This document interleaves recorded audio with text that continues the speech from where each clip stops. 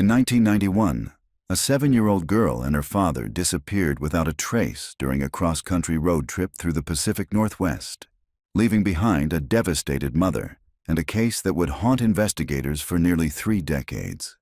But in the spring of 2019, a highway construction crew drilling into the earth along a forgotten stretch of Route 97 made a discovery so disturbing it would force one woman to confront the possibility that some mysteries are better left buried. If you're drawn to stories of long unsolved disappearances and the dark secrets that surface when we disturb the past, subscribe now and join us as we uncover the truth behind the vanishing mile. The rain hammered against the windows of Elena Voss's cottage on Whidbey Island, a relentless percussion that had become the soundtrack of her solitary life. She sat in her reading chair, a cup of chamomile tea cooling on the side table, her eyes fixed on the framed photograph that had occupied the mantel for 28 years. Nathan smiled at the camera, his arm draped protectively around 7-year-old Iris, who beamed with gap-toothed joy. They stood beside Nathan's silver Honda Accord, packed and ready for their father-daughter adventure. It was the last photograph Elena had taken of them together, September 14th, 1991, the day her family drove away and never came back. Elena had memorized every detail of that morning, the way Iris's purple backpack had been stuffed too full, how Nathan had kissed her forehead twice instead of once, the exact shade of gray the sky had been. She had replayed it thousands of times, searching for the warning sign she must have missed, the moment when she could have stopped them from leaving. But there had been nothing. Just an ordinary Saturday morning that had opened like a trap door beneath her feet. Now, at 63, Elena had built a careful life around the absence. She volunteered at the library, tended her garden, took long walks along the beach. She had learned to carry the weight of not knowing, had made peace with the probability that she would die without answers. The phone's shrill ring shattered the rain's monotony. Elena considered not answering. It was past 9 o'clock, and late calls rarely brought good news. But something, instinct, intuition, the universe's cruel sense of timing, made her reach for the receiver. "Mrs. Voss?" The voice was male, official, careful. "This is Detective Marcus Porter with the Catitas County Sheriff's Office. I'm sorry to call so late, but we need you to come to Ellensburg as soon as possible." Elena's fingers tightened around the phone. "What is it?" A pause. Too long. "We found something, ma'am. Something we believe may be connected to your husband and daughter's disappearance." The room tilted. 28 years of silence. And now, this. "What did you find?" Her voice sounded distant. Someone else's. "I'd rather discuss the details in person, Mrs. Voss. Can someone drive you? Your sister, perhaps?" Claire. Yes, Claire lived just 40 minutes away in Coopville. "I'll be there tomorrow," Elena heard herself say. First thing in the morning. After she hung up, she sat motionless in the darkened room, the photograph still watching her from the mantel. The rain continued its assault, but Elena no longer heard it. Somewhere in the earth along a forgotten highway, the past had been disturbed, and it was clawing its way back. The Catitas County Sheriff's Office sat on the eastern edge of Ellensburg, a low-slung brick building that looked like it had been transplanted from a more optimistic era. Elena stared at it through the rain-streaked windshield of Claire's Subaru, her sister's hand warm and steady on her shoulder. "Do you want me to come in with you?" Claire asked for the 3rd time. Elena shook her head. This was something she needed to face alone, whatever it was. She had spent 28 years preparing for this moment, though she'd never truly believed it would come. "I'll wait right here," Claire said. "Take as long as you need." The rain had softened to a drizzle as Elena stepped out of the car. Inside, the building smelled of coffee and floor wax, institutional and impersonal. A young deputy at the front desk stood immediately when she approached. "Mrs. Voss, Detective Porter is expecting you. Follow me, please." They walked down a corridor lined with photographs of former sheriffs, men with stern faces and outdated mustaches, guardians of a frontier that no longer existed. The deputy knocked twice on a door marked Investigations before opening it. Detective Marcus Porter rose from behind a cluttered desk. He was younger than Elena had expected, early 40s perhaps, with prematurely gray hair and the kind of tired eyes that suggested he'd seen more than his share of human tragedy. "Mrs. Voss, thank you for coming." His handshake was firm but gentle. "Please, sit down." The office was small, overwhelmed by filing cabinets and corkboards covered with photographs and maps. Elena noticed one board dedicated entirely to cold cases, faces of the missing staring out with frozen hope. "I've been reviewing your husband and daughter's case," Porter began, settling into his chair. "I know this is difficult, but I need to ask you to walk me through that day one more time. September 14th, 1991. Elena had told the story so many times it had become a script, drained of emotion through repetition. But today, with the detective's careful eyes on her, she felt the weight of each word. Nathan taught chemistry at the community college. He'd been talking about taking Iris on a special trip, just the two of them. Father-daughter bonding, he called it. They were going to drive down to Crater Lake, camp for a few nights, see the Oregon coast. She paused, the memory sharp despite the years. Iris was so excited. She packed her backpack 3 days early. "And you didn't go because my mother was sick. Stage 4 ovarian cancer. She lived in Seattle, needed help with treatments. I was going to stay behind, catch up with them later at the coast if Mom was feeling better." Elena's throat tightened. Nathan promised they'd call from every stop. Did they? Once, from Yakima that first afternoon, around 3 o'clock. Nathan said traffic was light. Iris was singing along to the radio. Everything was fine. They were planning to stop in Bend for the night. Porter made a note. But they never arrived in Bend. No, when I didn't hear from them by 10 that night, I called the motel where they had a reservation. They'd never checked in. I waited until morning thinking maybe they decided to camp instead, but she trailed off. The rest was in the files he'd already read. "The car was never found," Porter said, more statement than question. "No credit card activity after that gas station in Yakima. No witnesses who remembered seeing them. They simply vanished." Elena nodded. She'd heard it all before. The theories, the speculation. That Nathan had run off with Iris to start a new life. That they'd had an accident in a remote area. That something worse, something unthinkable, had happened. "Mrs. Voss," Porter leaned forward, his voice dropping. 3 days ago, a construction crew working on a highway expansion along Route 97, about 15 miles south of here, was drilling test holes for foundation work. They were working in a section of land that used to be privately owned before the state acquired it through eminent domain last year. Elena's heart began to hammer. They found something buried approximately 8 feet below the surface. Porter opened a folder on his desk, then seemed to reconsider. "Before I show you this, I need to prepare you. What they found is disturbing." "Just tell me," Elena whispered. "Please."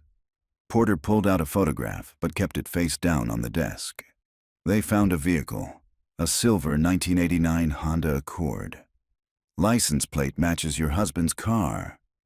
The room swayed. Elena gripped the arms of her chair, her knuckles white. "Where?" she managed. "Where exactly?" "On what used to be a large property owned by a man named Vernon Hale. He died in 1998. And the property sat vacant for years before the state bought it. The crew found the car buried in what appears to have been a hand-dug pit. Buried. Not crashed. Not hidden. Buried." "And Nathan? Iris?" The question scraped her throat. Porter's expression held a careful blend of compassion and professional distance. "The car is being excavated as we speak. We'll know more in the next few hours. I need you to stay in the area, Mrs. Voss. We may need you to identify personal items to help us understand what we find. You think they're in the car? It wasn't a question. I think, Porter said slowly, that after 28 years, we finally have a place to look for answers. Elena stared at her hands, at the wedding ring she'd never removed. 28 years of not knowing, of building her life around an absence. And now the earth itself was giving up its secrets. This man, Vernon Hale, she said. Who was he? Porter pulled out another file. Local eccentric, lived alone on 60 acres of forest land. No criminal record, kept to himself. Worked as a mechanic, ran a small auto repair shop out of his property. After he died, the property was tied up in estate litigation for years. A mechanic, Elena repeated. The word settled in her stomach like a stone. Someone who would know how to disable a car, how to make it disappear. We're not jumping to conclusions yet, Porter said, but his eyes told a different story. I've arranged for you to stay at the Hampton Inn here in Newtown. I'll call you the moment we know more. Elena stood, her legs unsteady. I want to see where they found it, the location. Mrs. Voss, I've waited 28 years, Detective. I need to see the place where my family was buried. Porter studied her for a long moment, then nodded. Tomorrow morning. I'll take you myself. As Elena walked back through the corridor, past the photographs of stern-faced sheriffs, she felt something shift inside her. The careful life she'd built, the peace she'd made with uncertainty, all of it was crumbling. But underneath the fear, underneath the grief that threatened to surge up and drown her, something else flickered. The possibility of knowing. The terrible, necessary possibility of the truth. Outside, Claire waited in the car, her face anxious. Elena climbed in slowly, her movements mechanical. They found the car, she said simply. Claire's hand flew to her mouth. Oh, Elena. Oh, my God. As they drove to the hotel, Elena stared out at the rain-soaked landscape of Ellensburg, at the ordinary Tuesday afternoon unfolding around them. People going about their lives, unaware that somewhere beneath their feet, the earth was giving up its dead. That night, in her hotel room, Elena couldn't sleep. She lay in the darkness, listening to the hum of the heating unit, her mind circling endlessly around the same questions. Had Nathan and Iris known what was happening? Had they been afraid? Had Nathan tried to protect Iris at the end? And the question that scraped at her most brutally, had they called for her? At 2:17 a.m., her phone rang. She grabbed it immediately. Mrs. Voss, it's Detective Porter. His voice was strained, different than it had been earlier. I need you to come to the excavation site, now. Elena's pulse spiked. What did you find? A long pause, filled with static and something else.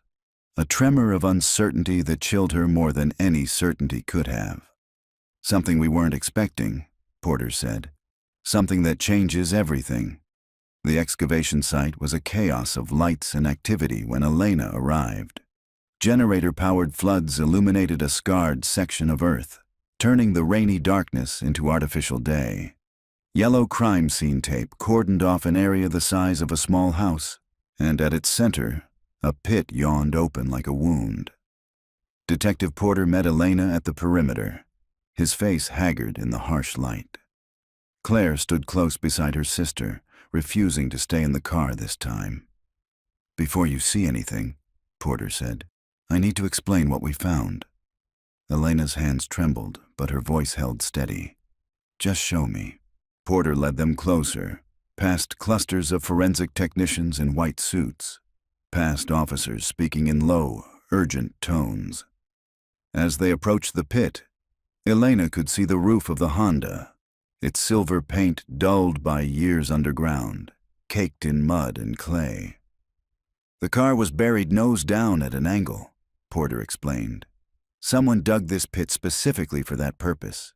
It wasn't random. It was deliberate, planned. You said you found something unexpected, Elena pressed. Porter stopped at the edge of the pit. Below, two technicians were carefully working around the vehicle, photographing, measuring, documenting. One of them looked up and gave Porter a slight nod. "When we opened the trunk," Porter said carefully, "we found remains, skeletal remains of an adult male, based on preliminary assessment. Clothing fragments matched the description of what your husband was wearing." Elena's vision blurred. She'd prepared herself for this, had known it was coming, but the confirmation still hit like a physical blow. Claire's arm slipped around her waist, holding her up. "And Iris?" The name came out broken. "That's what we weren't expecting," Porter said. "There are no other remains in the vehicle. No trace of your daughter." The words didn't make sense at first. Elena stared at him, waiting for the rest of the explanation. "What do you mean?" "I mean Iris wasn't in the car, Mrs. Voss. We've searched the entire vehicle, checked the surrounding excavation area. Your husband is there, but your daughter isn't." The ground seemed to shift beneath Elena's feet. 28 years of assuming they died together, of picturing them side by side in whatever final moment they'd faced. But Iris wasn't there. "Where is she?" Elena heard herself ask, though the question was absurd. If Detective Porter knew, he would have said, "We don't know, but there's something else you need to see." Porter led them to a folding table set up under a temporary canopy. On it, sealed in clear evidence bags, lay items recovered from the car. Elena recognized Nathan's wallet, water-damaged but intact. His watch. A road atlas with their route marked in green highlighter, and Iris's purple backpack. Elena reached toward it reflexively, then pulled her hand back. Through the plastic, she could see the Snoopy patch Iris had sewn on herself, slightly crooked. The zipper pull shaped like a butterfly. "We haven't fully processed the contents yet," Porter said. "But there's something inside we thought you should know about immediately." He pulled out a second evidence bag. Inside was a child's spiral notebook, the kind used for schoolwork. The cover was stained and warped, but Elena could make out Iris's name written in careful 7-year-old handwriting. "We found this in a zippered compartment of the backpack," Porter said.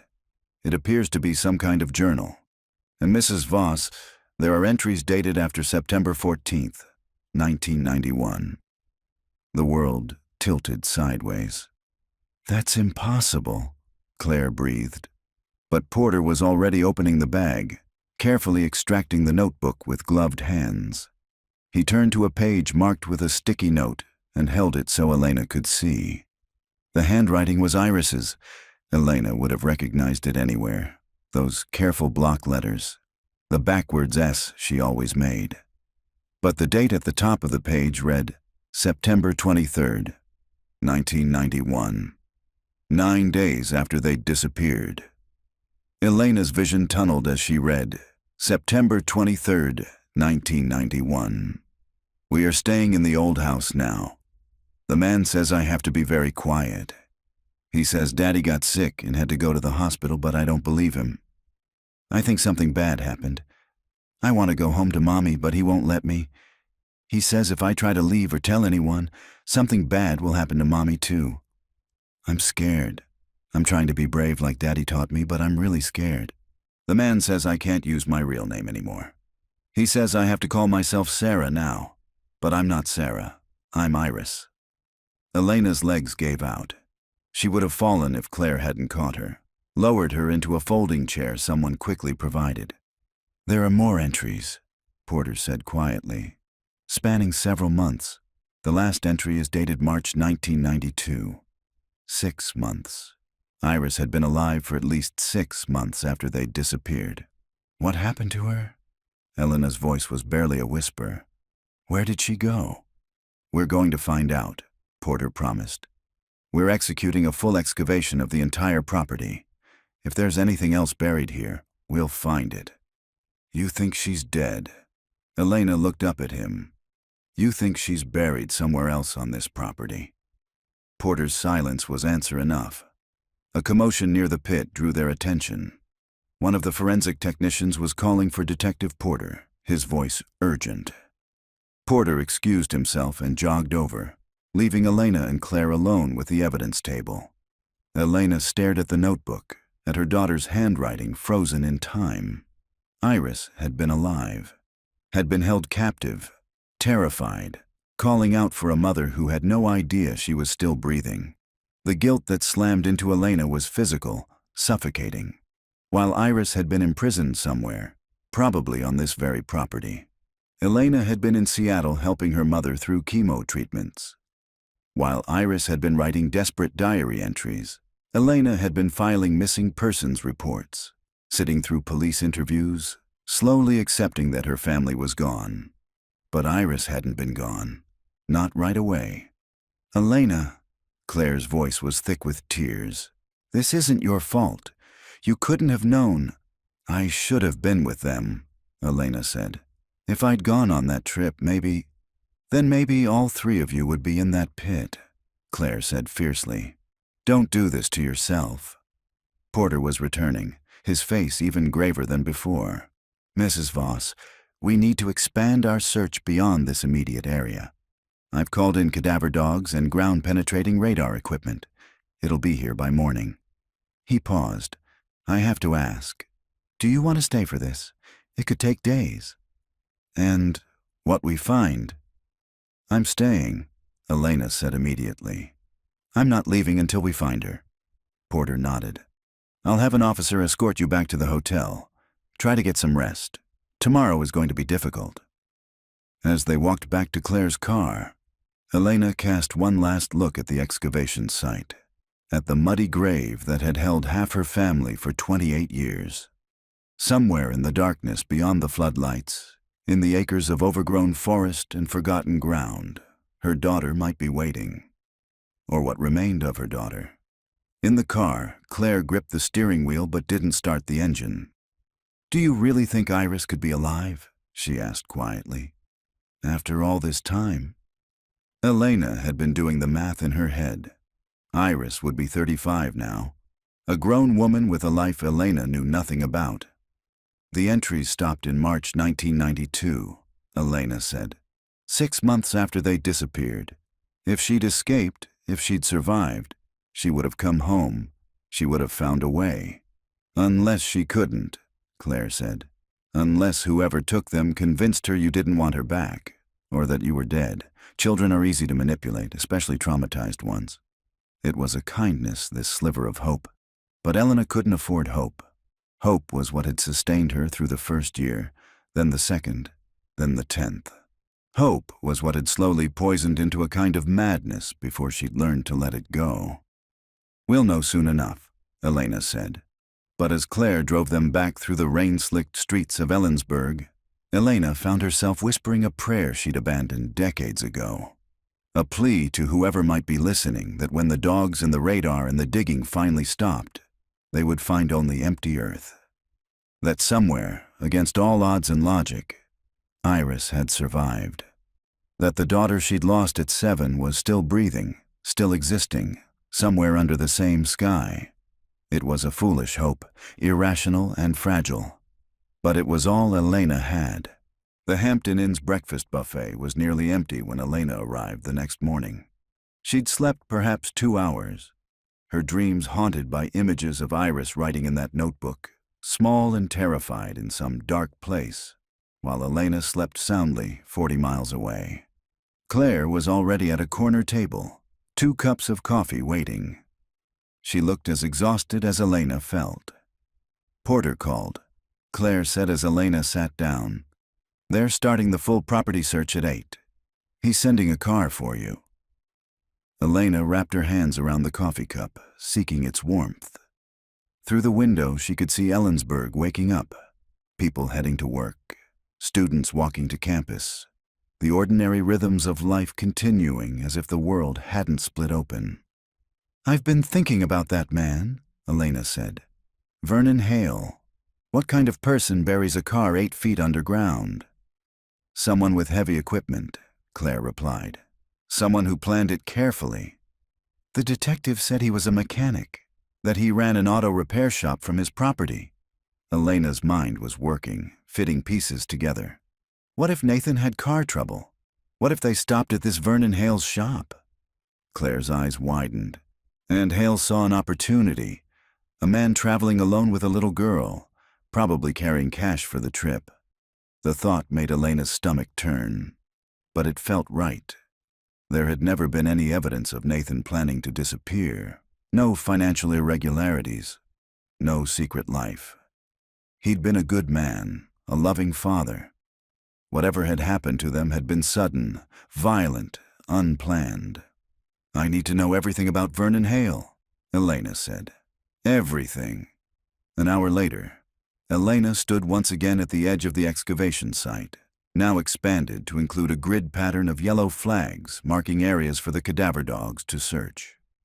The morning was overcast, threatening more rain, and the muddy ground had been churned into a morass by boots and equipment. Detective Porter approached with another man, younger, carrying a tablet. "Mrs. Voss, this is Deputy Marshall. He's been researching Vernon Hale's background." Marshall nodded respectfully. "Ma'am, I've compiled what we know about Hale. It's not much, but it's interesting." He pulled up a photograph on his tablet, a driver's license image of a man in his 50s with thinning hair and cold, flat eyes. Elena studied the face, trying to see evil in it, but he looked ordinary. That was what made it worse. Vernon Hale was born in 1938, died in May 1998 of a heart attack. Never married, no children. Ran Hale's auto service from 1975 until his death. According to county records, he owned 63 acres of forested land, most of it undeveloped except for his house, the shop, and a few outbuildings. "Did he have a criminal record?" Elena asked. "Nothing, not even a traffic ticket. By all accounts, he was a recluse, but not violent. Neighbors, and there weren't many, described him as quiet, kept to himself." "What about after he died?" Claire asked. "Who inherited the property?" Marshall scrolled through his notes. "That's where it gets complicated. Hale had a nephew, Thomas Hale, who contested the will. Hale had left everything to some kind of conservation trust, but Thomas claimed his uncle wasn't mentally competent. The litigation dragged on for years. By the time it was settled and the state acquired the land for the highway expansion, the property had been abandoned for over 2 decades. "Can we talk to Thomas Hale?" Elena asked. Porter shook his head. "He died in 2007. Overdose." A shout from across the excavation site interrupted them.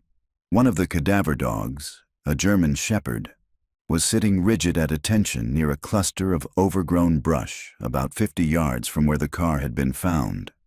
Its handler waved urgently for Porter. Elena's heart stuttered as they hurried over. The dog remained perfectly still, trained not to disturb potential evidence.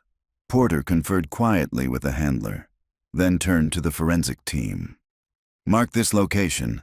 I want ground-penetrating radar here immediately." "What did the dog find?" Elena asked, though she already knew. "A hit," Porter said quietly, "indicating human remains." The next hour passed in agonizing slow motion as technicians set up the radar equipment and began their scan. Elena stood outside the perimeter, Claire beside her, both women silent. The overcast sky had darkened, and the first drops of rain began to fall.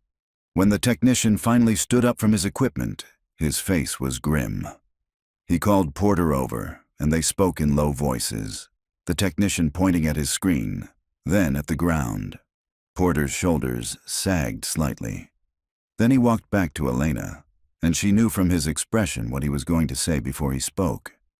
"The radar shows an anomaly, consistent with remains at approximately 4 feet deep, small, child-sized." The rain was falling harder now, but Elena didn't move.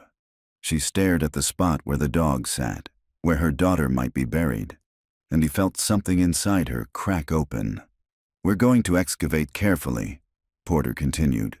"It'll take time, several hours probably. I really think you should—" "I'm staying," Elena said.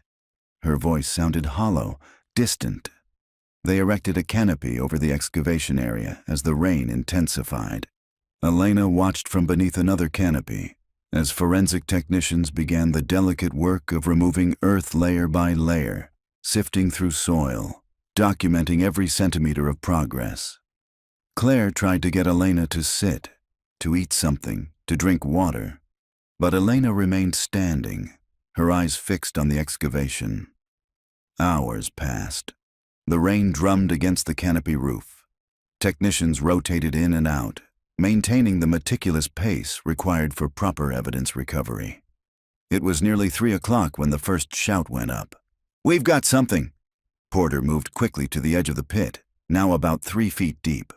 Elena started forward, but he held up a hand. "Stay back, please, Mrs. Voss. Let them work." The technicians conferred, photographed, then carefully, so carefully, began to uncover what they'd found. Elena could see fragments, something purple, the color of Iris's backpack, then white, stark against the dark soil. Bone.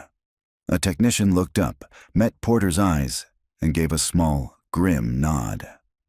"Mrs. Voss," Porter said gently, turning to her, "we've found remains.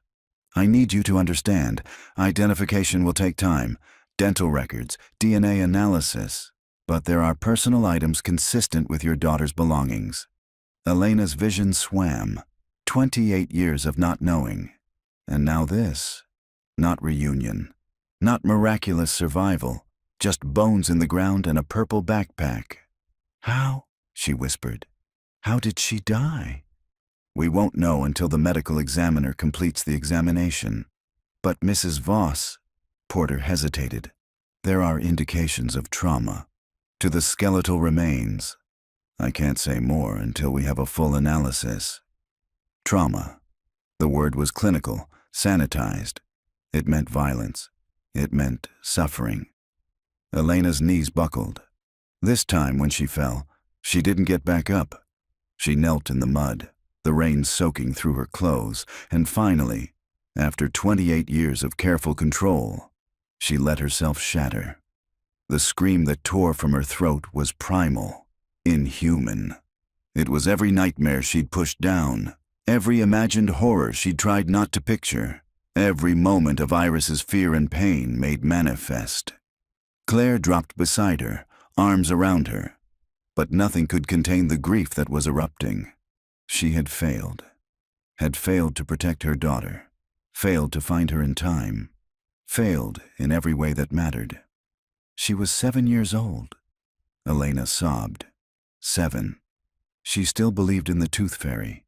She was afraid of the dark. She needed me, and I wasn't there. Around them, the excavation continued with quiet efficiency. But Elena was aware of nothing except the bottomless chasm opening inside her chest. Somewhere in that pit, beneath layers of earth and time, was all that remained of the little girl who had kissed her goodbye on a Saturday morning and vanished into horror. Later, she didn't know how much later, Porter approached again. His voice was soft, unbearably kind. "Mrs. Voss, we need to expand the excavation. The radar is showing additional anomalies, multiple sites across the property." Elena looked up at him, her face streaked with mud and tears. "Additional sites? We think—" Porter paused, choosing his words carefully. "We think there may be other victims. This property, this pit where we found your daughter, it wasn't his first." The implication settled over Elena like a shroud. Vernon Hale hadn't just killed Nathan and Iris. He'd done this before. Probably many times. "How many?" she asked. "We don't know yet.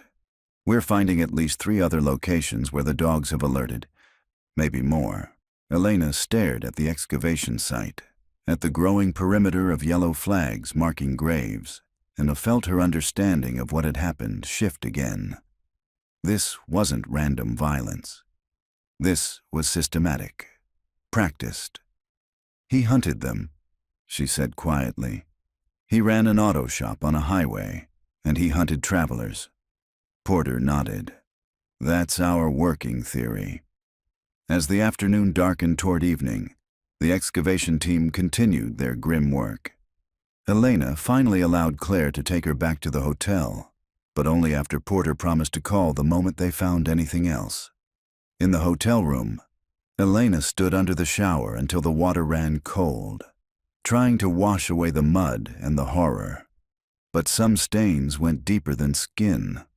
That night, unable to sleep, she pulled out the folder Porter had given her, copies of the diary entries they'd found in Iris's backpack.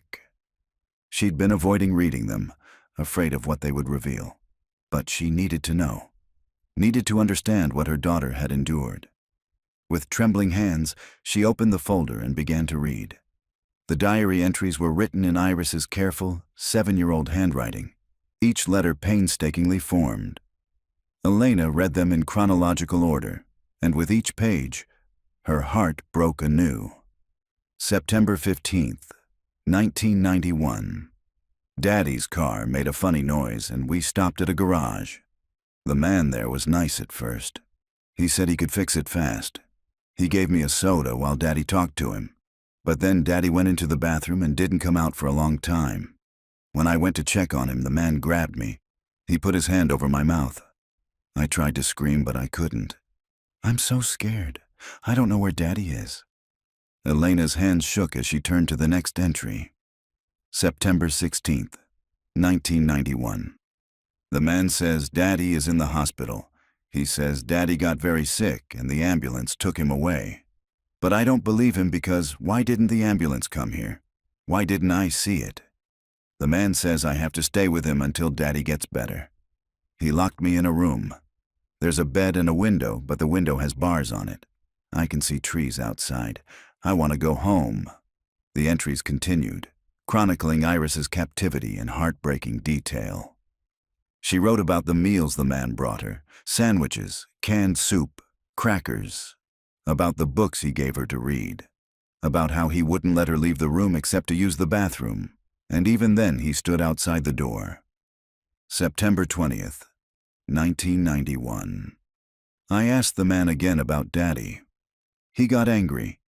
He said if I keep asking questions, something bad will happen to Mommy. He knows where Mommy lives. He showed me a map with our house marked on it.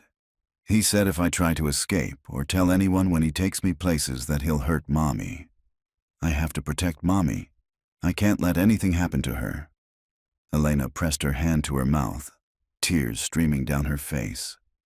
Iris had stayed silent to protect her, had endured captivity and fear because Vernon Hale had weaponized a 7-year-old's love for her mother. October 3rd, 1991. The man says I can't be Iris anymore. He says from now on, my name is Sarah. He says Iris is gone and I have to forget I was ever her. But I won't forget. I'm writing this so I won't forget. My name is Iris Eleanor Voss. My mommy is Elena and my daddy is Nathan. I live on Whidbey Island. I go to Coopville Elementary. My teacher is Mrs. Patterson. I won't forget. The entries showed Iris's desperate attempts to hold on to her identity, listing facts about her life like a lifeline. But as the weeks passed, Elena could see her daughter's hope beginning to fracture. November the 12th, 1991. I asked the man if I can call Mommy, just to hear her voice. He said no. He said Mommy thinks I'm dead. He showed me a newspaper. It said, search called off for missing girl. He said everyone stopped looking for me. He said nobody wants me anymore. But that can't be true. Mommy would never stop looking. Never. But Elena had stopped. Not stopped looking, but stopped hoping. By November 1991, she'd been in therapy, learning to accept that Nathan and Iris were gone, that she would never know what happened to them.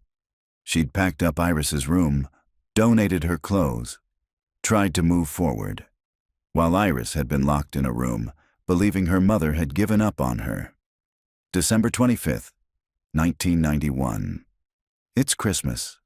The man gave me a present, a doll with the yellow hair.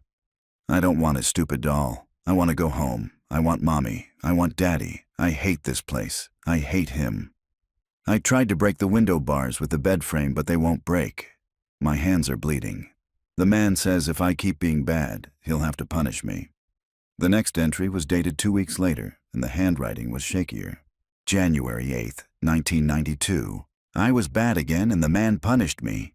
He didn't give me food for 2 days. My stomach hurts so much. He says I have to learn to behave. He says I have to call him Uncle Vernon now. I don't want to, but he won't give me food unless I say it. I'm so hungry.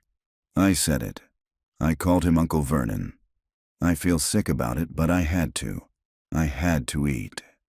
Elena read through tears as the entries documented Iris's gradual breaking, the slow erosion of a child's spirit under systematic abuse.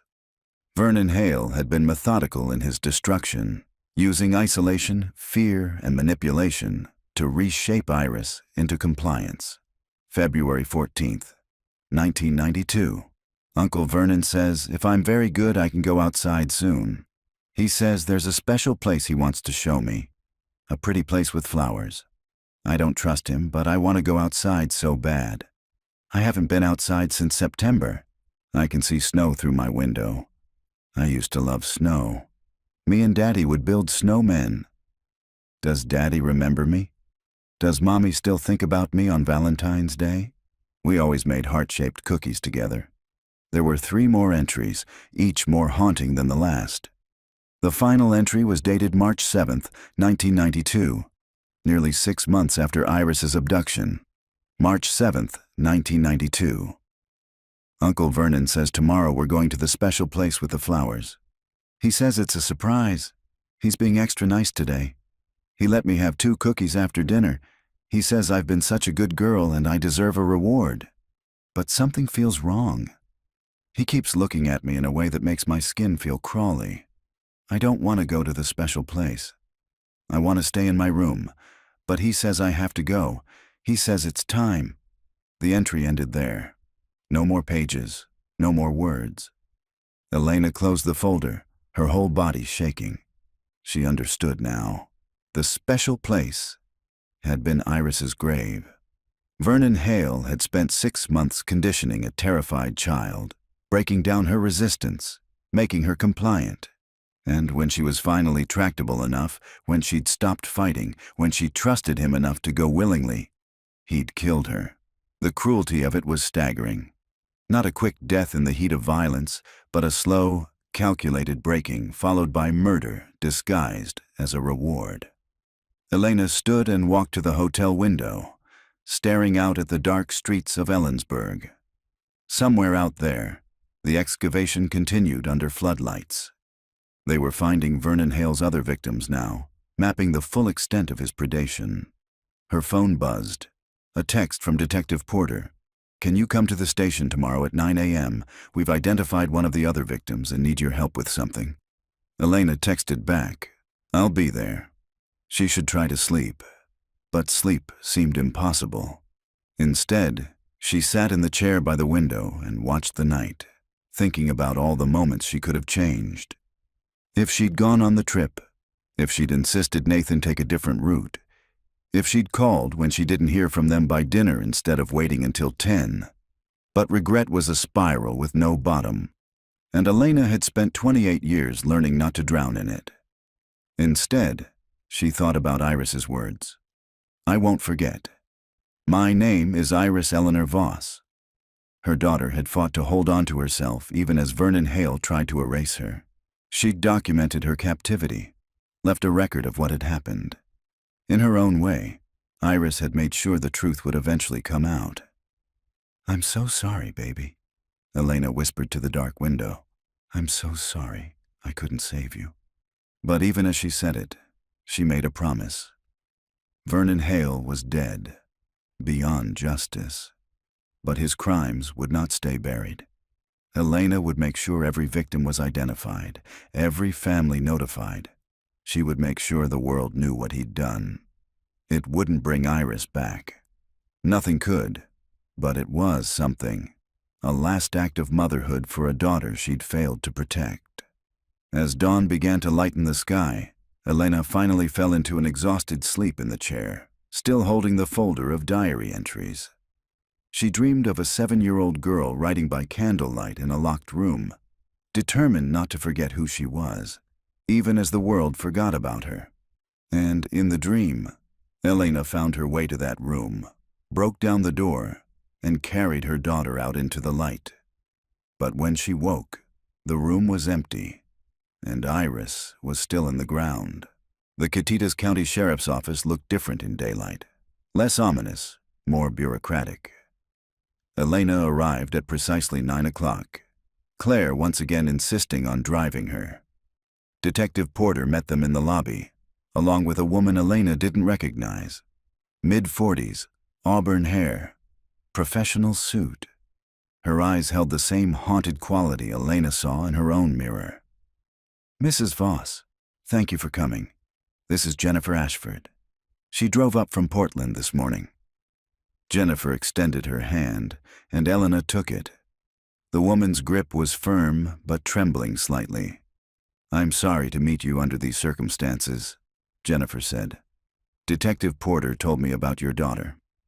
Porter led them to a conference room where photographs and documents were spread across a large table. Elena recognized crime scene photos from the excavation, maps of Vernon Hale's property, and what appeared to be missing persons reports. "We've made significant progress in the last 18 hours, Porter began. "The cadaver dogs have alerted at 7 different locations on Hale's property. So far, we've completed excavation at 3 of those sites."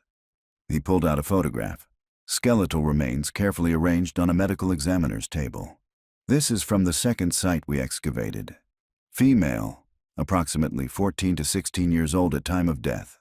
She was buried with personal items including a class ring from Lincoln High School in Portland, Oregon." Jennifer's face had gone pale. She reached into her purse and pulled out a photograph, sliding it across the table.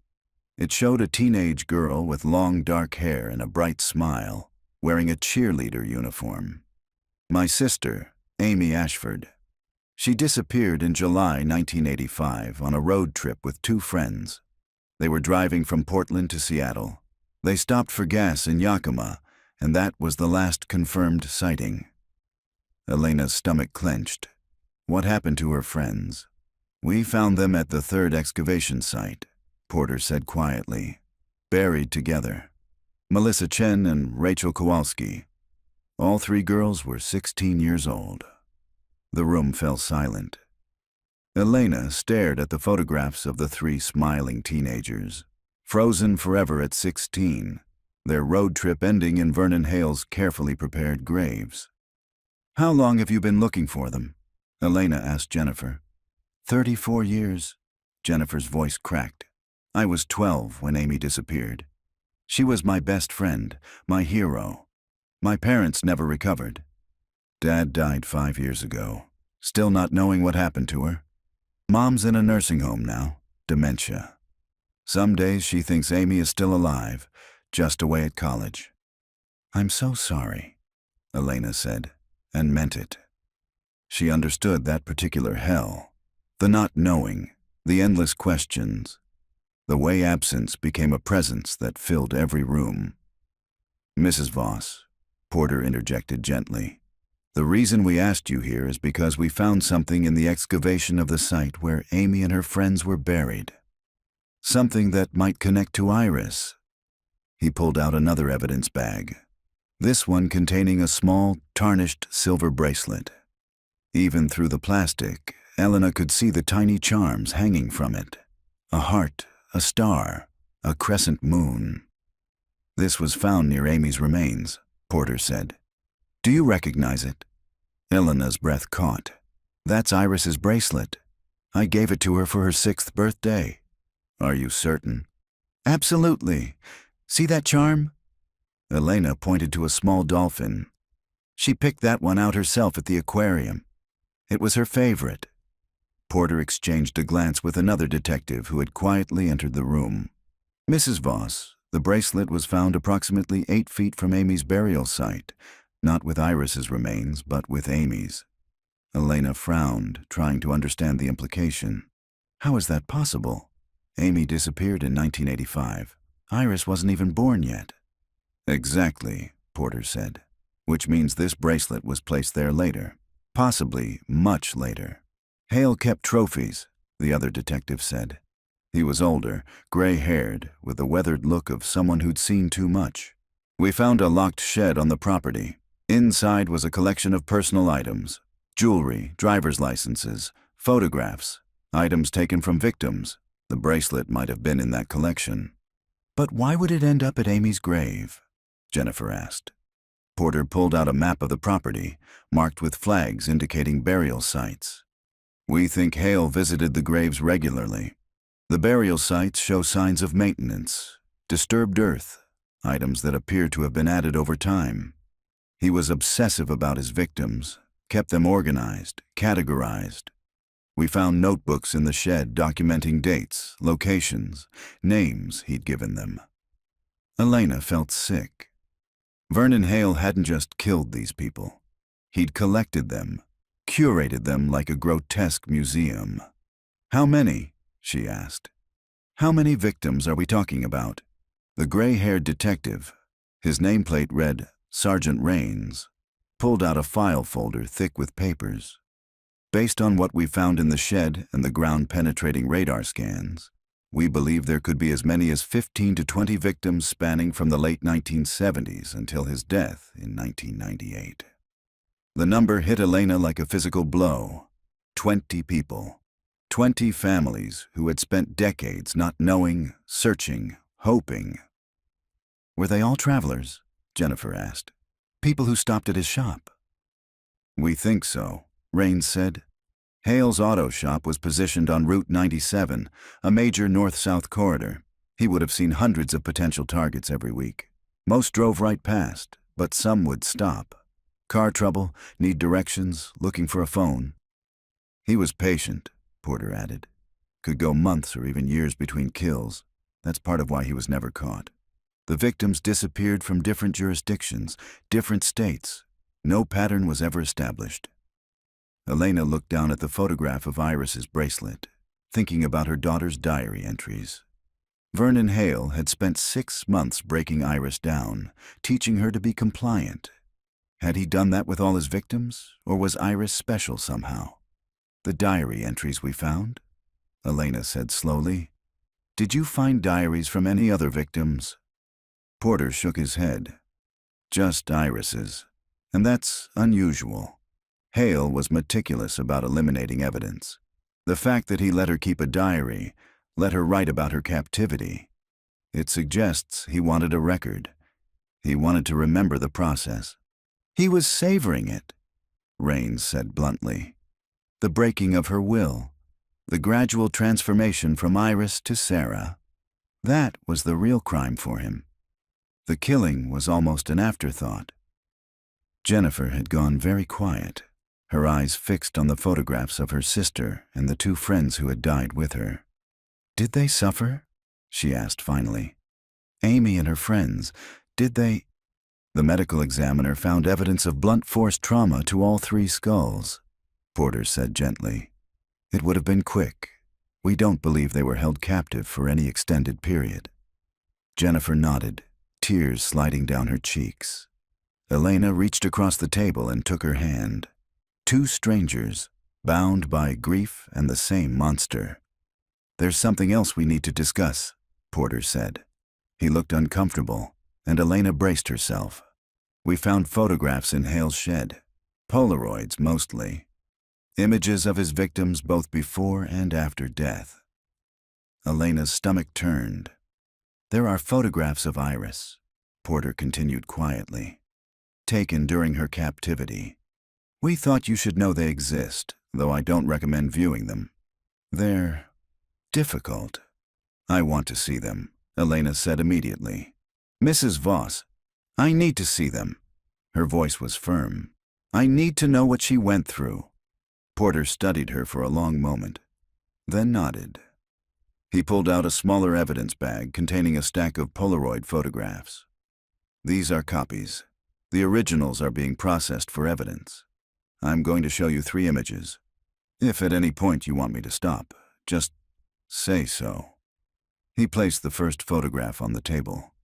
It showed Iris sitting on a narrow bed in what appeared to be a small, windowless room. She was wearing the same clothes she'd had on when she disappeared, A purple t-shirt and jeans, but they looked dirty, rumpled. Her face was turned toward the camera, her expression blank, hollow. The date written on the white frame read, September 17th, 1991. 2 days after the abduction. Iris was still alive, still physically intact, but the light in her eyes, the spark that had made her Iris, was already dimming. Elena's vision blurred, but she forced herself to keep looking. Porter placed a second photograph beside the first. Same room, different date. October 24th, 1991. Iris sat in the same position, but her hair was longer, unkempt. She'd lost weight, her face gaunt. But it was her eyes that struck Elena most. They were empty, staring at nothing. He photographed her regularly, Porter said, documenting the process. We found images spanning the entire 6 months. The third photograph was dated March the 6th, 1992. The day before the final diary entry. Iris looked different in this one. Cleaner, her hair brushed, wearing clothes that appeared new, but her expression remained vacant, defeated. This was taken the day before we believe she was killed, Porter said softly. Elena stared at her daughter's face, at the ghost of the child she'd raised, and felt something shift inside her. The grief was still there, vast and crushing, but underneath it, anger began to burn. Vernon Hale had done this, had systematically destroyed a 7-year-old child, documented his crime like a scientist recording an experiment, and then buried her in the ground like garbage. I want to see his house, Elena said abruptly. Porter looked surprised. The house? Where he lived, where he kept her. I want to see it. Mrs. Voss, the property is still an active crime scene. I don't care. You said yourself the excavations will take weeks. I want to see where my daughter spent the last 6 months of her life. Porter and Raines exchanged glances. Finally, Porter nodded. All right. I'll take you this afternoon. But I need you to understand, what you see there won't bring you peace. It might make things worse. It can't get worse, Elena said. She was wrong. Vernon Hale's property looked different in daylight, though no less menacing. The house was a weathered 2-story farmhouse, white paint peeling, shutters hanging crooked. Behind it stood several outbuildings, a large garage that had housed the auto shop, a storage shed, and a smaller structure that might have been a workshop. Yellow crime scene tape cordoned off the entire property. Forensic tents had been erected over the excavation sites, white domes scattered across the property like grotesque mushrooms. Porter parked near the main house, and Elena stepped out into the cool afternoon air. The property was surrounded by dense forest, isolated, the nearest neighbor more than a mile away. No one would have heard screams here. No one would have noticed strange activity. The house has been processed, Porter said, leading Elena up the sagging porch steps. We've collected evidence, photographed everything, but nothing's been moved yet. He unlocked the front door, and they stepped into a dim hallway that smelled of mildew and decay. The interior was frozen in time. 1990s furniture, outdated wallpaper, magazines on a coffee table dated from early 1998, just before Hale's death. He lived alone? Elena asked. As far as we can determine, the house shows signs of only one occupant. No photographs of family, no personal correspondence. Vernon Hale was a hermit who built his life around his crimes. They moved through the house slowly. The kitchen was dated but clean, surprisingly ordinary. Dishes in the drainer, a coffee maker on the counter, a calendar on the wall still turned to May 1998. Where did he keep them? Elena asked. The victims he held captive. Porter led her to a door at the end of the hallway. The basement, that's where he brought them. He opened the door, revealing stairs descending into darkness. Someone had strung temporary lighting, harsh fluorescent bulbs that flickered as Porter flipped the switch. The basement was finished, Not the typical bare concrete and exposed beams Elena had expected. The walls were insulated, soundproofed with acoustic foam in places. At the far end of the room stood a heavy metal door with a serious deadbolt lock. "The room where he kept Iris," Porter said quietly. Elena's legs felt unsteady as she approached the door. Porter unlocked it and pushed it open, the hinges creaking. The room was exactly as it appeared in the Polaroids. Small, maybe 8 by 10 feet, with a narrow bed against one wall, a small table, and a bucket in the corner that Elena realized with horror had served as a toilet. The walls were painted a dingy beige, and there was a single air vent near the ceiling. No windows, no natural light, nothing but this box. Elena stepped inside, and the walls seemed to close in around her.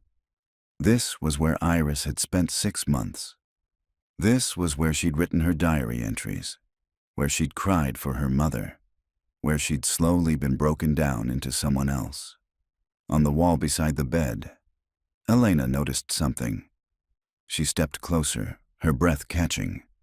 Scratches, dozens of tiny scratches in groups of 5, marking days. Iris had been counting, keeping track of time in the only way she could. Elena counted them. 179 marks, 179 days of captivity. "Mrs. Voss," Porter's voice was gentle. "We should go."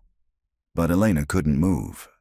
She stood in the center of the room where her daughter had suffered and felt the weight of those 179 days pressing down on her. "She was alone," Elena whispered. "So terribly alone." "Not entirely," Porter said. "We found evidence that Hale came down here regularly. Brought her meals, books. There's a pattern to it. Very scheduled, controlled. 3 meals a day at specific times. 1 hour of supervised bathroom time. He was maintaining her, keeping her functioning." "Like a pet," Elena said bitterly. "Like a possession," Porter corrected. "Something he owned and controlled completely." Elena turned slowly, taking in every detail of the room. The thin mattress with its stained sheets, the table with gouges from Iris's fingernails, the door with its heavy lock. On the floor near the bed, she noticed something else, a small stain, rust-colored. Old blood. "She hurt herself trying to escape," Porter said, following Elena's gaze. "The diary entries mention it. The medical examiner found evidence of healed fractures in her hand bones, consistent with repeated impacts against a hard surface." Elena closed her eyes, picturing Iris beating her small fists against the door, screaming for help that would never come. "I need to see the shed," she said abruptly. "Where he kept the trophies." Porter hesitated. "Mrs. Voss, I really don't think—" "Please." Elena met his eyes. "I need to understand the full scope of what he did. Not just to Iris, to all of them." After a long moment, Porter nodded. They left the house and walked across the muddy property toward a large metal shed near the tree line. 2 officers stood guard outside, and they stepped aside as Porter approached. "Give us a few minutes," Porter told them. Inside, the shed was organized with disturbing precision. Metal shelves lined the walls, each shelf containing clear plastic bins labeled with dates and numbers. A filing cabinet stood in one corner, and a workbench occupied the center of the space. Porter opened one of the bins, revealing its contents: a driver's license, a watch, a ring, a set of keys, all carefully preserved in individual bags. "Each bin represents one victim," he explained. "Hale documented everything: when they arrived, where they were buried, what items he took from them." Elena moved along the shelves, reading the dates.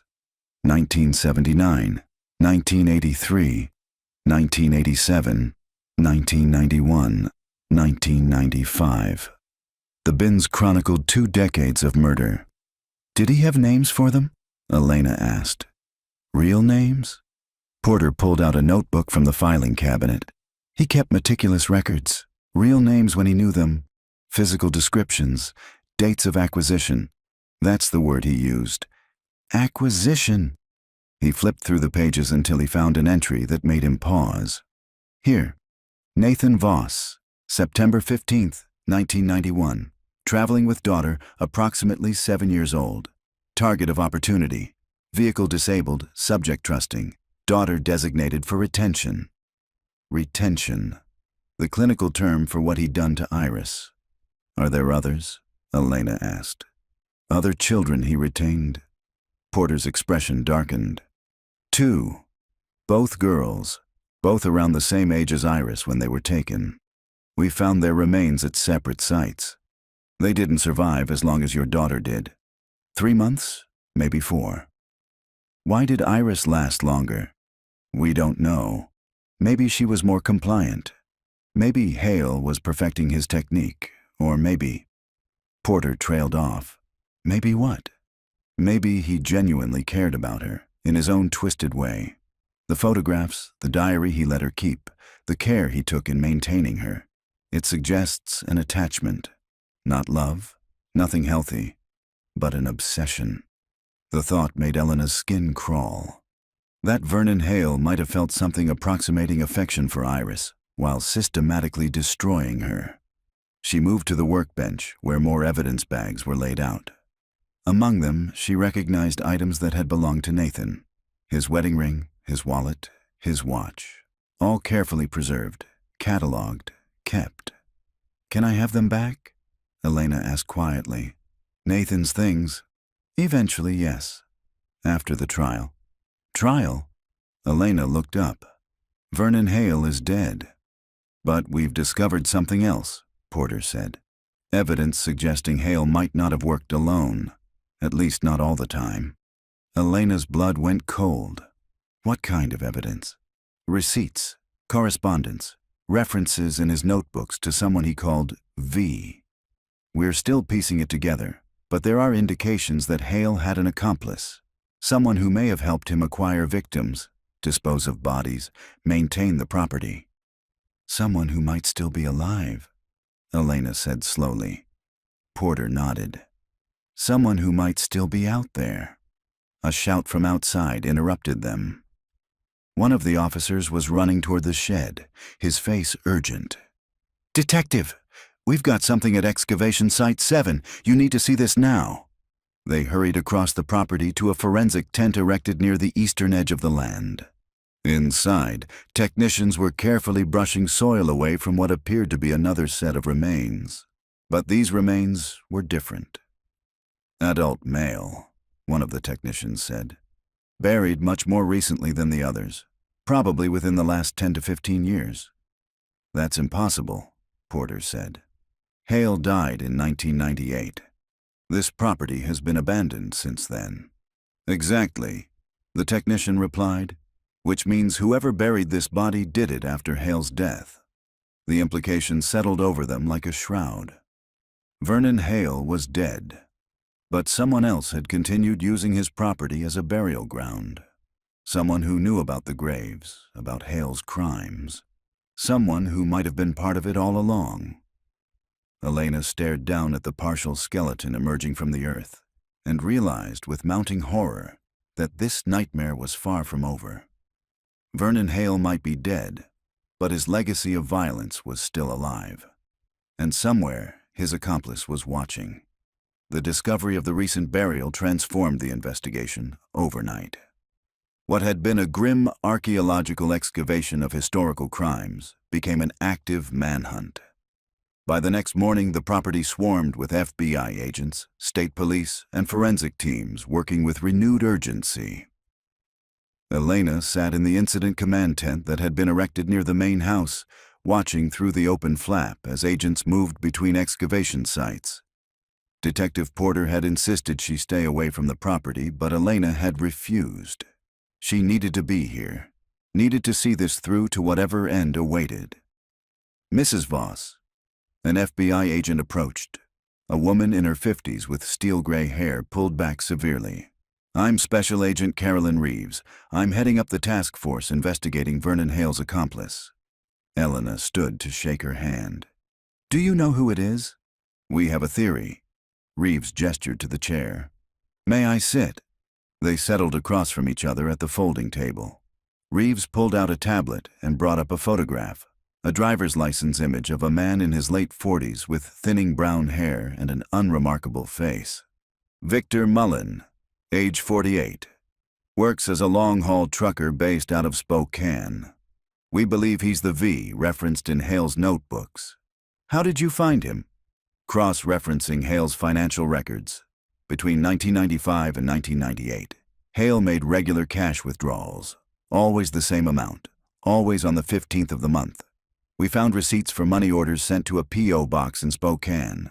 That box was registered to Victor Mullen. Elena studied the photograph. The man looked ordinary, the kind of face you'd forget 5 minutes after seeing it. Why was Hale sending him money?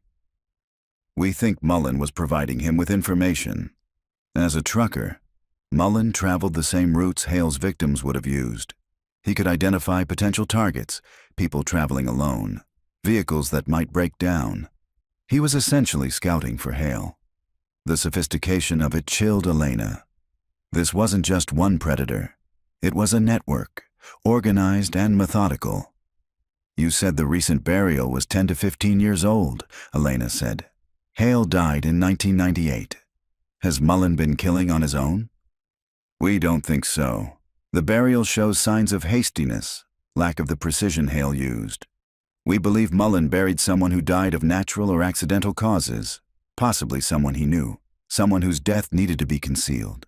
He remembered Hale's property and used it for disposal. Do you have him in custody? Reeves' expression tightened. Not yet. Mullen hasn't been home in 3 days. His employer says he called in sick, which is unusual. Mullen rarely misses work. We've issued a bolo, frozen his accounts, monitored his known associates. He knows you're looking for him, Elena said. Probably. News coverage of the excavations has been extensive. If Mullen was following the story, he'd know we'd eventually find evidence of his connection to Hale. Elena's phone buzzed. A text from Claire. Turn on the news. Channel 7. She pulled out her phone and navigated to the station's live stream. A reporter stood in front of Vernon Hale's property, the excavation visible behind her. Sources within the investigation confirm that FBI agents are now searching for Victor Mullen, believed to be an accomplice of serial killer Vernon Hale. Mullen is described as dangerous and should not be approached. If you have information about his whereabouts. Reeves swore under her breath. The leak came from someone. Now he'll know exactly what we know. Maybe that's good, Elena said. Maybe he'll make a mistake. Or maybe he'll run. Or worse. Reeves stood abruptly. Excuse me, Mrs. Voss. I need to coordinate with my team. Left alone, Elena watched the news coverage on her phone. They were showing photographs of Vernon Hale now, file footage from his obituary. The reporter was explaining the scope of the crimes, the number of victims, the decades of predation. Her phone rang. An unknown number. Elena almost didn't answer, but something made her press accept. Hello. Heavy breathing on the other end. Then a voice. Male, rough. You're her mother. Elena's blood turned to ice. Who is this? You're Iris's mother. I saw you on the news. Victor Mullen, Elena said. It wasn't a question. A long pause. She talked about you, toward the end. When Vernon was breaking her, she'd cry for you at night. Elena's hand tightened on the phone. Where are you? Somewhere safe, somewhere they won't find me. His breathing was ragged, agitated. I need you to understand something. I didn't hurt her. I never touched any of them. That was all Vernon. You helped him, Elena said, her voice shaking with rage. You found victims for him. You're just as guilty. No. The word was sharp. I didn't know what he was doing. Not at first. I gave him information. About people traveling alone, cars that looked unreliable. I thought he was just running a scam, overcharging for repairs. I didn't know he was killing them. When did you find out? Silence. Then, 1997. I stopped at his property, unannounced. I saw I saw things. A girl's shoe near one of the outbuildings. Fresh dirt in a pattern that didn't make sense. I confronted Vernon, and he told me everything. And you didn't go to the police, Elena said flatly. He said if I told anyone, he'd implicate me. Said he'd kept evidence showing I was part of it. I was afraid. I had a family, a daughter of my own, so I stayed quiet. Elena closed her eyes. My daughter died because you were a coward. Your daughter died because Vernon Hale was a monster, Mullen shot back. I tried to stop him. After I found out, I stopped sending information, told him I was done, but he already had Iris by then. There was nothing I could do. You could have saved her. Elena's voice rose. You could have called the police, told them where she was. She was alive for 6 months and you let her die. I'm sorry. His voice cracked. I'm so sorry. I've lived with it every day since. Vernon dying didn't end it. The guilt, it's been eating me alive for 20 years. Good, Elena said coldly. I hope it destroys you. It has. That's why I'm calling. I need you to know. I'm going to make it right. There's no making this right. Turn yourself in, face what you've done. I can't go to prison. I can't. His breathing was becoming more erratic. But I can give you something. Information Vernon never wrote down, about where he took them. The special place. Elena's pulse spiked. What special place? There's a clearing in the forest, about a quarter-mile north of the main house. Vernon called it his garden. That's where he took them before the end. He'd tell them stories, make them feel safe. Then he'd... Mullen's voice broke. Your daughter's last day, March 7th. He took her to the garden. Elena's vision blurred with tears. The diary entry. Uncle Vernon says tomorrow we're going to the special place with the flowers. Why are you telling me this? Because you deserve to know. And because I need someone to understand that I'm not like him. I made terrible choices, but I'm not a killer. Yes, you are, Elena said. You might not have put your hands on them, but you're still responsible for their deaths. I know. His voice was barely a whisper now. That's why I can't keep living with it. The line went dead. Elena sat frozen for a moment, then ran from the tent, shouting for Agent Reeves. She found her near the main house, coordinating with other agents. Victor Mullen just called me, Elena said breathlessly. He's going to kill himself. We need to trace the call. Find him. Reeves was already pulling out her phone, barking orders to her team.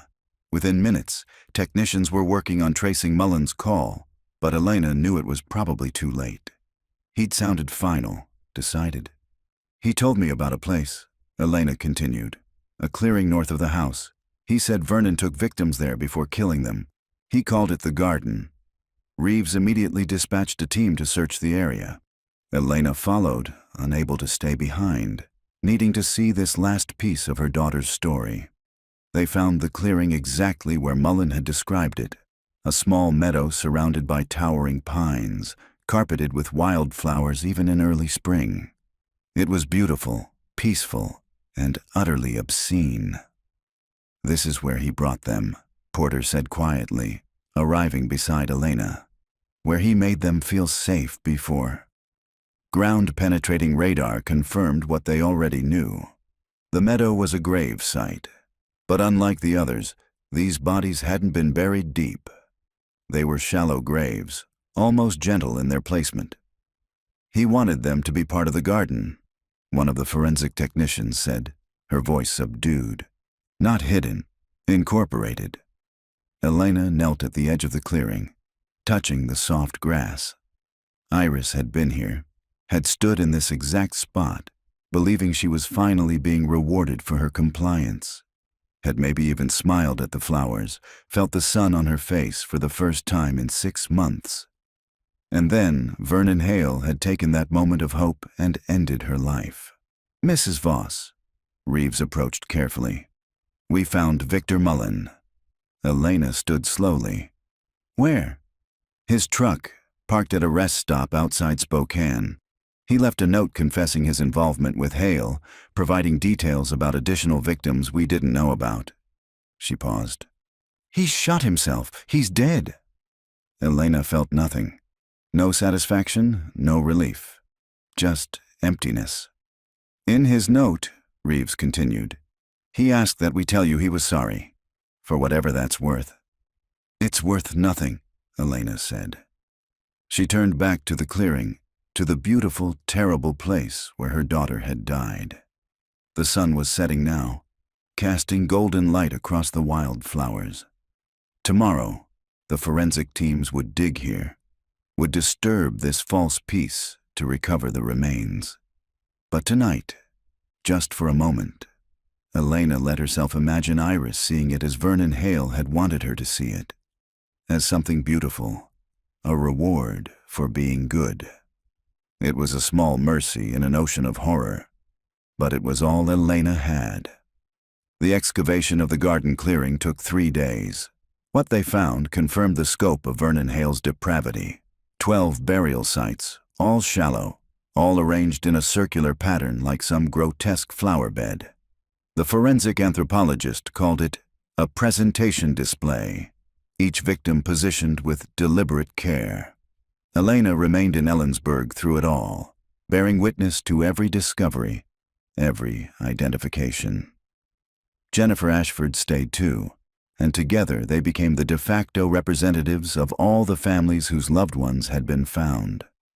By the end of the first week, they'd identified 9 victims. By the second week, 14. The full count, when it came, was devastating. 23 victims spanning 1978 to 1998. Men, women, teenagers, children. All travelers who'd had the misfortune of crossing paths with Vernon Hale. Elena sat in the task force command center, surrounded by photographs of the dead. Each one had a name now, a family, a story that had been cut brutally short. She'd helped contact many of those families, had listened to their grief, their relief at finally knowing, their rage at the years stolen from them. Mrs. Voss, Detective Porter entered carrying a file folder. The medical examiner has completed the analysis of your daughter's remains. I thought you'd want to hear the findings privately. Elena braced herself. Go ahead. Porter sat down across from her, his expression gentle. Death was caused by asphyxiation, a most likely manual strangulation. Based on the hyoid bone damage, it was quick, probably less than 2 minutes. She wouldn't have suffered long. 2 minutes, 120 seconds of terror and pain. It seemed both infinite and impossibly brief. Was there evidence of... Elena couldn't finish the question. Sexual assault? No. None of the child victims showed signs of that type of abuse. Hale's compulsion was about control and possession, not sexual gratification. It was the smallest of mercies, but Elena clung to it. Iris had been psychologically tortured, starved, isolated, broken, but not violated in that particular way. There's something else, Porter said.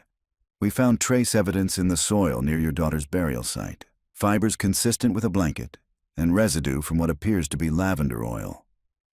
Elena frowned. Lavender. We found bottles of it in Hale's house, along with several handmade blankets. We believe he wrapped the victims in the blankets before burial, anointed them with the oil. It was part of his ritual, his way of showing care, I suppose, twisted as that sounds. Elena closed her eyes, picturing Vernon Hale standing over Iris's body, carefully wrapping her in a blanket as if tucking a child into bed, smoothing lavender oil on her skin like some perverse blessing. He thought he loved them, Elena said quietly. In his own way, yes. His notebooks are full of entries describing his victims in almost reverent terms.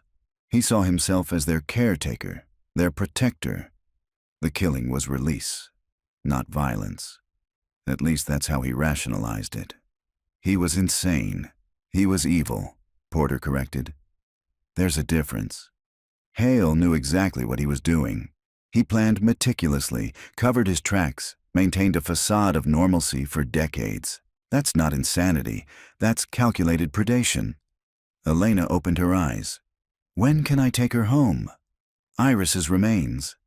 The medical examiner will release them by the end of the week. You can make arrangements with any funeral home you choose. Home. Elena tried to imagine bringing Iris back to Whidbey Island, to the cottage where she'd lived alone for 28 years. What would she do with her daughter's bones? Where did you lay to rest a child who should have grown into a woman? There's one more thing, Porter said. He pulled a small evidence bag from the folder. Inside was a tarnished locket on a delicate chain. We found this with Iris's remains. It was inside the blanket, placed directly on her chest. Elena took the bag, her hands trembling. She recognized the locket immediately. It had been Nathan's mother's, a family heirloom. Nathan had worn it sometimes, kept a tiny photograph of his parents inside.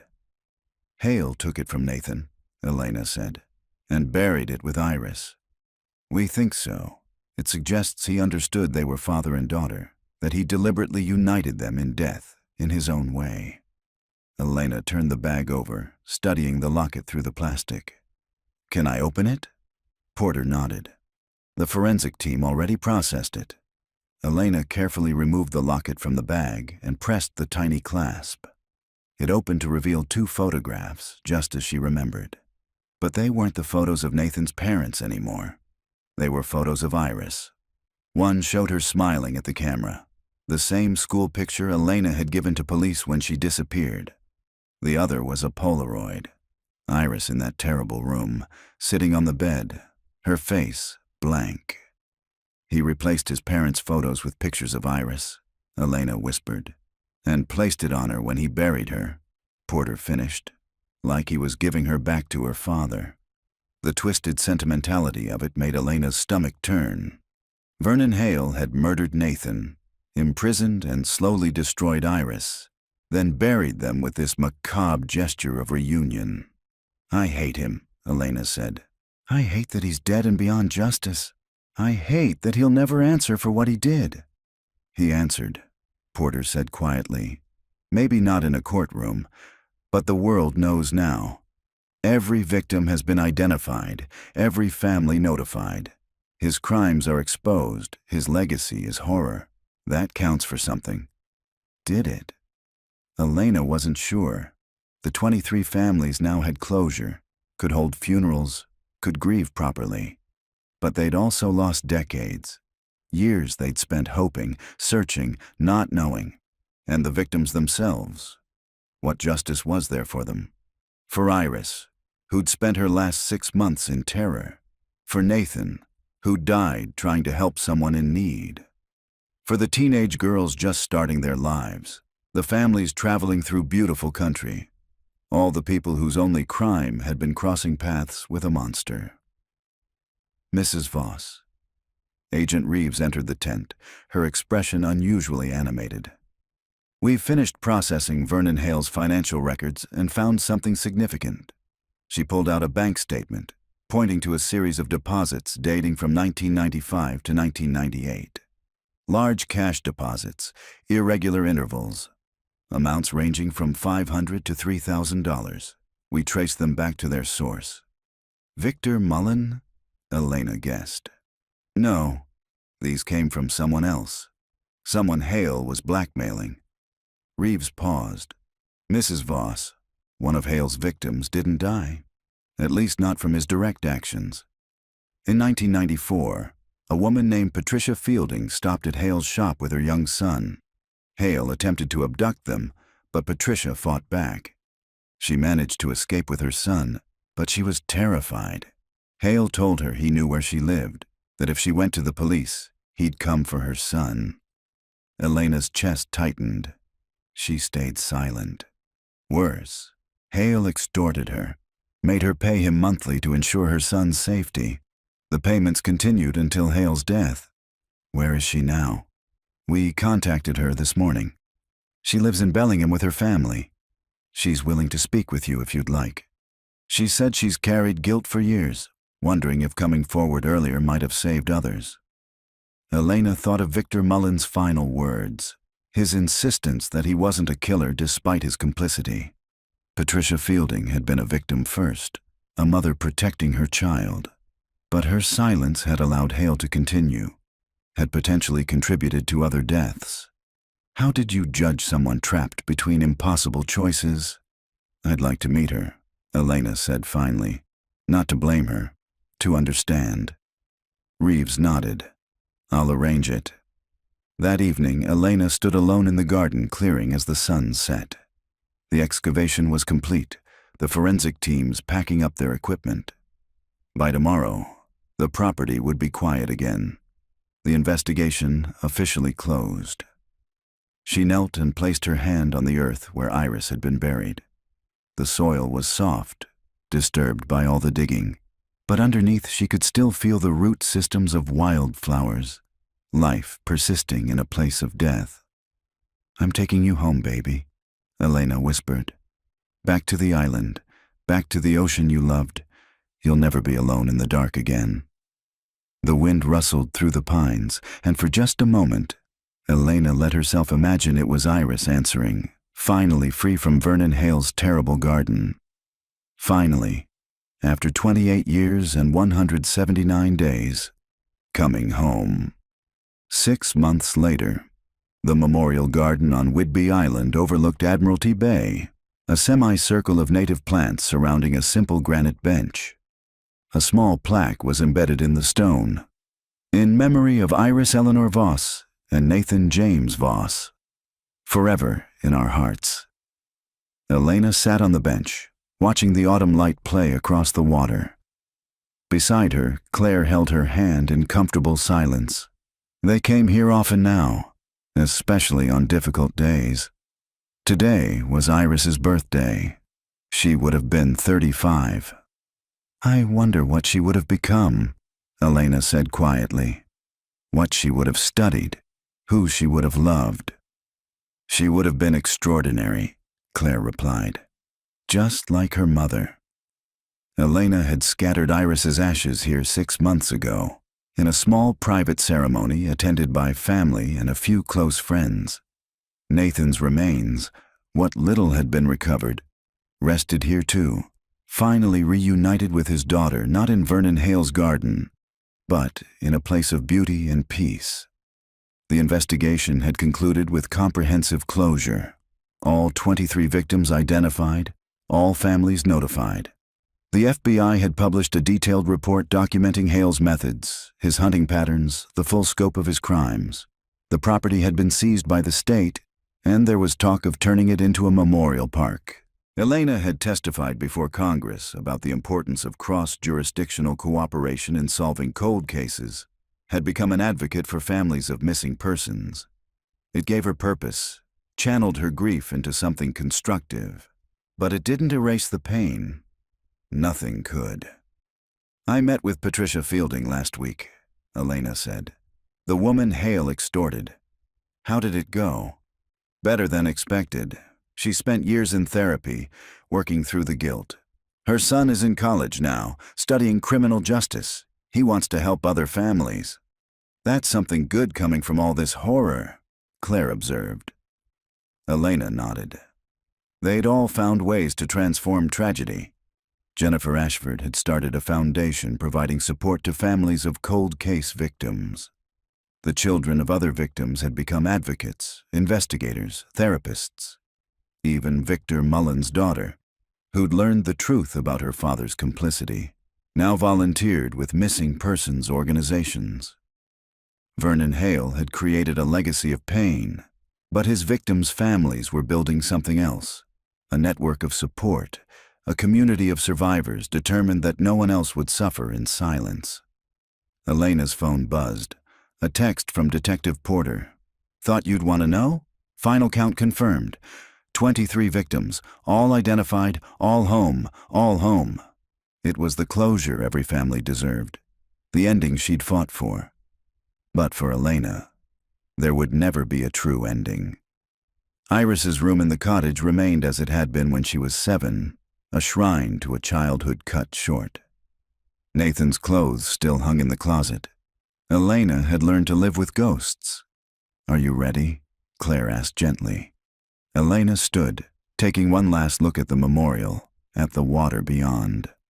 Somewhere out there, she imagined, Nathan and Iris existed in some form, not as the broken remains found in Hale's terrible garden, but as they'd been in that last photograph, smiling beside the silver Honda on a Saturday morning full of promise. "I'm ready," Elena said. They walked back to the cottage together, past Elena's carefully tended garden where she grew lavender now. Not the variety Hale had used, but a different strain, reclaiming the scent from his darkness. Inside, the cottage was warm, lived in, safe. Elena had transformed it from a mausoleum of grief into something resembling a home again. There were photographs on every surface, not just of Iris and Nathan, but of Claire's family, friends, the life Elena was slowly rebuilding. On the mantel sat a framed copy of Iris's diary entry from September 20th. "My name is Iris Eleanor Voss. I won't forget." And Elena hadn't forgotten, would never forget. But she'd learned to carry the memory differently, not as a weight that crushed her, but as a light that guided her forward. Her daughter had been loved, had fought to hold on to herself even in the darkest circumstances, had left behind words that helped solve not just her own disappearance, but 22 others. That was Iris's legacy. Not the 179 days of captivity, but the strength she'd shown, the identity she'd refused to surrender, the truth she'd preserved. As the sun set over Admiralty Bay, painting the sky in shades of gold and purple, Iris's favorite color, Elena stood at the window and whispered the words she said every night. "Good night, baby. Good night, Nathan. You're home now. You're finally home." And in the gentle twilight, with the sound of waves against the shore, Elena could almost believe they heard her.